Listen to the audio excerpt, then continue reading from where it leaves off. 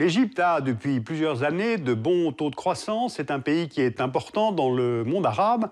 Et pourtant, l'Égypte va peut-être dans les années qui viennent vers une crise majeure. Et la raison en est simple. Le Nil, qui depuis 3000 ans est le moteur de l'organisation agricole, économique, sociale, pourrait ne plus suffire pour alimenter ce grand pays en eau. Alors je vous propose d'ouvrir un nouveau chapitre de prospective. Quels vont être les futurs de l'Égypte, en nous appuyant sur l'ouvrage 2033, l'Atlas des futurs du monde.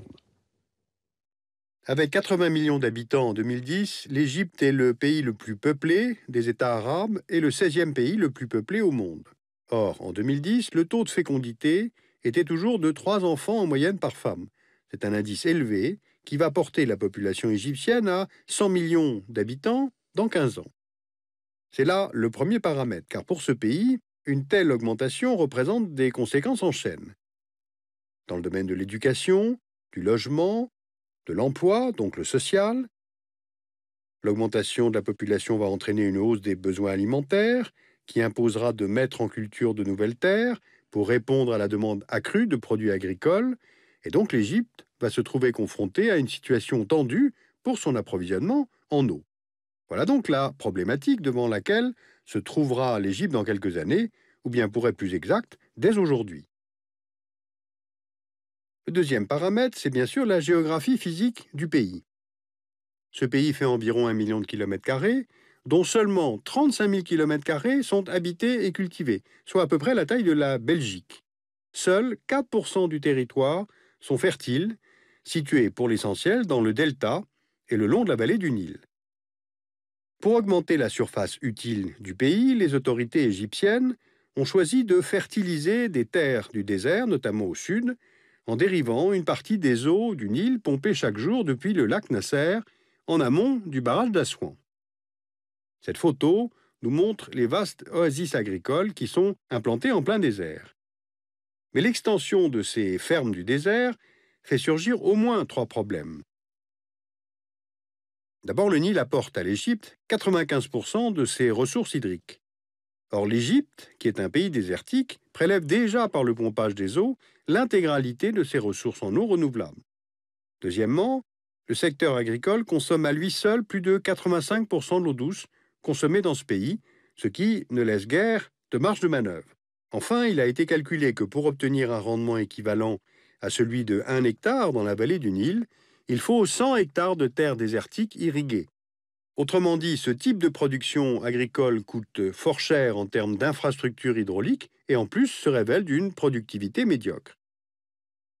Aujourd'hui, la quantité d'eau renouvelable disponible par an et par personne est de 860 m3 en 2009, mais avec le rythme actuel de progression de la consommation, elle pourrait chuter à 582 m3 en 2017, c'est-à-dire beaucoup moins que le seuil de pénurie fixé à 1000 m3 par l'OMS. Voilà donc notre troisième paramètre. C'est donc dans un contexte hydrique déjà tendu que vient s'inscrire le quatrième paramètre, également déterminant à long terme, la montée du niveau de la mer Méditerranée liée au réchauffement climatique.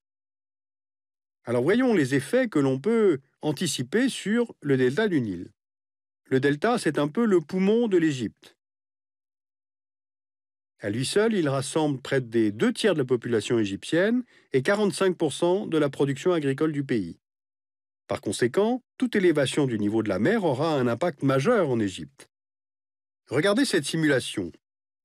Si la mer monte de 1 mètre dans les 30 ou 40 ans qui viennent, 15% des terres du delta seront inondées, de nombreuses cultures seraient perdues et 6 millions de personnes seront déplacées.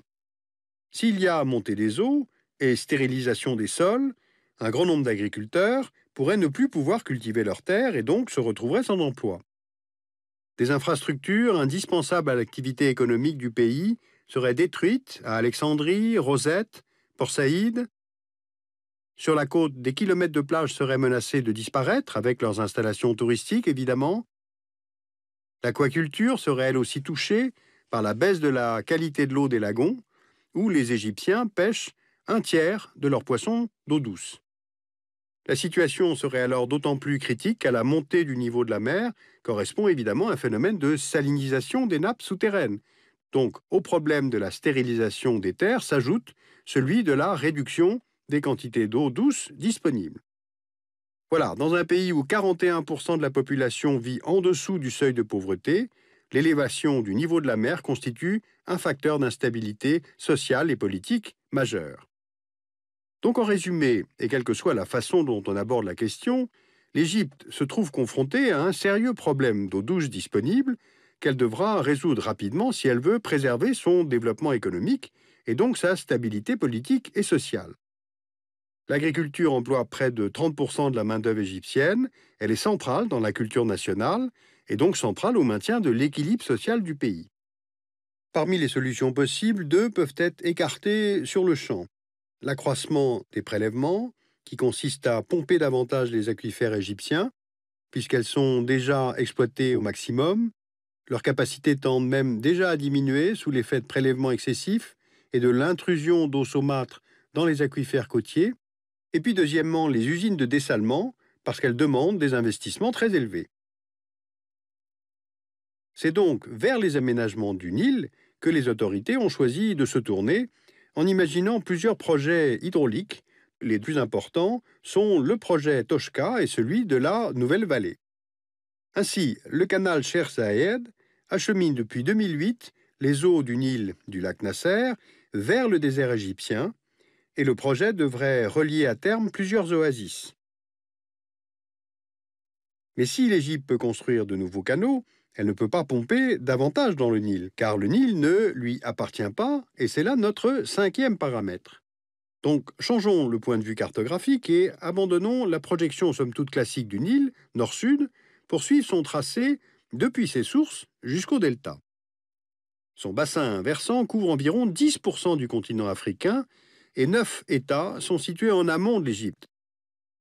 Soudan, Érythrée, Éthiopie, Kenya, Ouganda, République démocratique du Congo, Rwanda, Burundi, Tanzanie. Avec 6700 km de long, le Nil est avec l'Amazone l'un des deux plus longs fleuves au monde. Et ses deux principaux affluents sont le Nil blanc qui prend sa source au Rwanda et le Nil bleu qui est originaire d'Éthiopie. Et c'est dans la capitale du Soudan, à Khartoum, que les deux se rejoignent.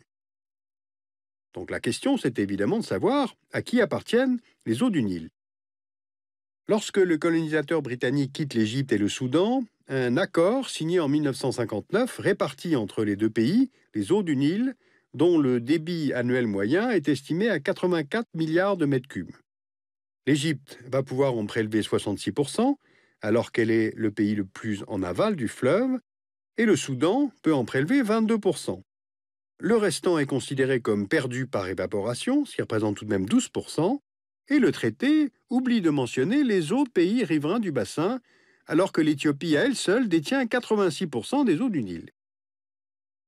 Alors les intérêts des parties sont maintenant très difficiles à concilier, parce que la plupart des pays du bassin sont soumis aux mêmes pressions agrodémographiques et souhaiteraient une répartition plus équitable des eaux du Nil, ce qui déclenche une tension diplomatique avec le Caire. D'ailleurs, 4 pays riverains ont signé en mai 2010 un accord commun de partage des eaux du Nil, auquel va se joindre le Kenya, et qui a en revanche été boycotté par le Soudan et l'Égypte. Maintenant, sixième paramètre qui s'ajoute aux difficultés pour l'Égypte, ce sont les évolutions politiques du Soudan, où convergent donc les deux principaux affluents du Nil. Ces tensions compromettent les chances de l'Égypte de pouvoir y augmenter ses prélèvements. Parce que dans un contexte de forte tension entre le nord et le sud du Soudan, on ne peut pas exclure que le contrôle du Nil blanc devienne l'un des enjeux du rapport de force entre les deux États, après bien sûr le contrôle des zones pétrolières. C'est donc pour éviter cette issue et trouver une solution au problème de l'eau dans la région qu'a été lancée l'initiative du bassin du Nil, initiée sous les auspices de la Banque mondiale. Voilà, j'ai voulu vous montrer que si l'Égypte veut maintenir sa quantité d'eau disponible tout en contournant sa dépendance vis-à-vis des États situés en amont, en fait, elle n'a pas d'autre possibilité que de rationaliser sa propre consommation d'eau. Et plusieurs mesures sont possibles. L'irrigation par le goutte à goutte, les aspersions des cultures, mais pendant la nuit, l'entretien et l'enfouissement des canalisations pour éviter l'évaporation, le traitement des eaux, la rationalisation des terres agricoles, la gestion collective des pompages et une réorientation de la production vers des cultures sèches, moins voraces en eau. Voilà, avec ces 6 paramètres, nous avons donc tenté de planter le décor du futur de l'Égypte. C'est un pays émergent, mais il pourrait bien ne pas le rester, compte tenu des conditions que nous venons de décrire, à moins d'engager au moins 3 grandes réformes. La première, c'est évidemment la gestion de l'alimentation en eau. La seconde, engager des négociations avec les États qui sont en amont du fleuve pour éviter la tension sur le Nil. Et puis, troisièmement, relâcher la pression sociale, parce que je vous rappelle que l'Égypte, ça fait maintenant 30 ans que ce pays vit sous le régime de la loi martiale. Si vous voulez en savoir plus sur ce dossier, je vous renvoie à 2033, Atlas des futurs du monde de Virginie Resson, un atlas qui est paru chez Lafon et d'où a été tirée cette émission consacrée à l'Égypte. Vous pouvez aussi lire le numéro de Futurible de décembre 2010, où il y a un article qui est consacré justement à l'Égypte, le temps des réformes.